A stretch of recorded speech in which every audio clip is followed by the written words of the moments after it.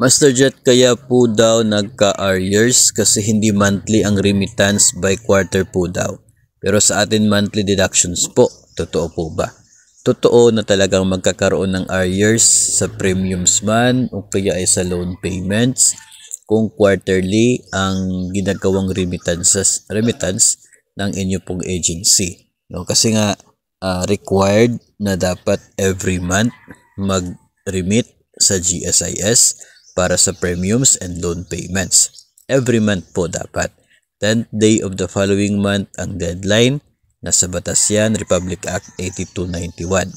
Ngayon kung yung agency ninyo ay hindi po nagbabayad, nagre-remit monthly, kundi quarterly, so panigurado may arrears kayo dyan. Ang hindi po maganda dyan dahil nagkakaroon ng interest yung arrears sa loans.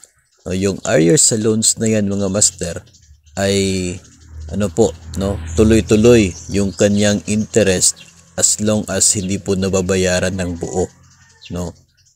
Kung quarterly sila nagre-remit, hindi naman sila nagdadagdag ng pambayad doon. So it means hindi nababayaran yung interest. So yun ang problema. So dapat kasi every month talaga, mandated by law, at dapat po yun ang sundin ng agency. So sa case na yan ay hindi po natin pwedeng isisi sa GSIS kung bakit mayroong arrears sa account ninyo. Kasi yung agency ninyo mismo ay quarterly nagbabayad, quarterly nagre-remit. Hindi rin naman pwede na i-reflect ng GSIS na natanggap nila yung payment kahit wala.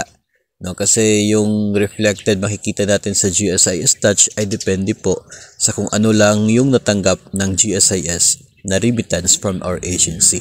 So siguro ang dapat na magbago dito ay yung agency mismo. Yung agency mismo ay dapat magkaroon ng pagbabago sa kanila pong mga ginagawa. Instead na quarterly, gawing monthly yung pagbabayad para hindi po kawawa yung mga empleyado ninyo.